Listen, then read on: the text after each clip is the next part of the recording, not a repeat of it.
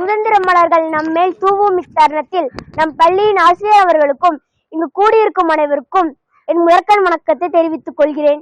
சுதந்திர காற்றின் புதிய வாசனையை நுகர்ந்து சுதந்திர மேகம் நம்மேல் சூழ்வதை காண இங்கு குழுமியிருக்கும் அனைவருக்கும் இந்த மாணவனின் 77வது குடியரசு தின வாழ்த்துக்கள். நாம் நம் சித்தத்திலே பக்குவமடைய, நாம் நம் தேசத்திலே தலைநிமிர, நம்மை ஆள்பவரை நாம தீர்மானிக்க ஒரு நாள் உதவியது என்றால் அது இந்நாள் தான். என்னை பெற்ற தாயாம் பாரத தாயும், என்னை வளர்த்த தாயான தமிழ் தாயும் மகிழ்ச்சி அடையும் வகையில் சுயநலத்தை கலைந்து பொதுநலத்தை பேணி அன்பென்னும் பயிரை ஒவ்வொரு இளைஞரின் மனதிலும் விதைக்க வந்துள்ளேன். சும்மாவா சுவாசித்தோம் சுதந்திரத்தை? எண்ணி பாருங்கள். ஒரு புறம் அண்ணல் காந்தியுடன் இணைந்து அகிம்சை வழியில் போராட்டம், மறுபுறம் தோட்டாவை எதிர்த்த சுபாஷுடன் இணைந்து அதிரடி போராட்டம். கண்டம் கடந்து கப்பலோட்டிய வீரத்தமிழின் மனதிலும் சிறையில் படியேறி தடியில் அடி வாங்கி யுத்தம் செய்து ரத்தம் சிந்திய தேச தலைவர்களின் சிந்தையிலும் நிரம்பி இருந்தது என்ன தெரியுமா? அடுத்த தலைமுறையாவது சுதேசி காற்றை சுவாசிக்கட்டுமே என்ற எண்ணம் தான். அந்நியரையும் அன்று சபாஸ் போட வைத்தார் சுபாஷ்.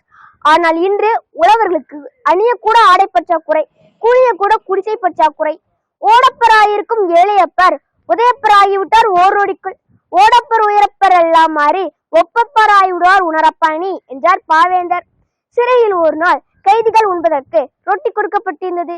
அதில் மண்ணொட்டி இருப்பதை கண்டு நேரு ஒரு ஆங்கிலேய அதிகாரியிடம் முறையினத்திற்கு அந்த ஆங்கிலேய அதிகாரி சொன்னார், நீங்கள் கேட்ட தாய்மண் தானே, விழுங்குங்கள் என்றார். அதுக்கு நேரு சொன்னார், நாங்கள் எங்கள் நாட்டை கேட்பது விழுங்குவதற்கல்ல, எங்கள் மக்களை வாழ வைக்கவே என்றார். ஊழிகிற காலத்தில் ஊர் சுற்றிவிட்டு அறுக்கிற காலத்தில் அருவாள் கொண்டு போனானாம் என்னும் பழமொழி ஒன்று உள்ளது. இதை நம் தலைவர் ஒருவர் மிக அழகாக கூறியிருந்தார். என்ன தெரியுமா? நான் மட்டும் அரியணையில் அமர்ந்தால் முதலில் அன்னசத்திரம் அனைத்தையும் மூட செய்திருப்பேன். ஏனெனில் உழைத்தால்தானே உலகம் நம் கையில் கிட்டும். இன்று நாம் விவசாய நாடு என்ற பெயரை பெற்றுவிட்டோம். ஆனால் விவசாயிக்கு தேவையான தரமான உணவை பெறவில்லையே. விடுதலை நாடு என்ற பெயரை பெற்றுவிட்டோம். ஆனால் வல்லரசு நாடு என்ற பெயரை பெறவில்லையே. சுதந்திர நாடு என்ற பெயரை பெற்றுவிட்டோம். ஆனால் சுவாசிக்கவே திணறுகிறோம். ஏன் தெரியுமா? மரத்தை வெட்டினோம், மழை நின்று போச்சு. மண்ணுல மாசு சேர்த்தோம், இன்று மருத்துவ செலவு கூடி போச்சு. ஓசோன் படலத்தில் ஓட்டை போட்டோம், இன்று நம் வாழ்க்கை படலமே வம்பா போச்சு. ஒரு காலத்தில் நம் நாட்டை பொன் விளையும் பூமி என்றார்கள். ஆனால் நாமோ குடிக்கும் தண்ணீரையே காசு கொடுத்து வாங்கும் அவல நிலையில் உள்ளோம். காவேரி நீர் கேட்டு கையேந்தி நின்றோம். ஆனால் இங்கு ஓடி இருக்கும் ஆறுகளையும் ஏரிகளையும் புயவாரி சுத்தம் செய்திருந்தால் 3 வருடங்களுக்கு முன்பு பெய்த மழையே போதுமானதாக இருந்திருக்கும். செய்தோமா? இல்லையே.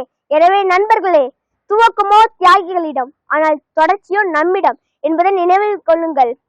இன்று நம் நாட்டிற்கு எது தேவை என்று அறிந்து கலாமின் கனவுகளை நினைவாக்கி உண்டு வாழ்வது மட்டும் வாழ்வல்ல, வெற்றியோடு வாழ்வதே வாழ்வு என்பதனை அறிந்து நமக்கான வழியை வகுத்து கொண்டால் சுதேசி காற்றை இனிமையாக சுவாசிக்கலாம் என்று கூறி எனது உரையை முடிக்கிறேன். நன்றி, வணக்கம்.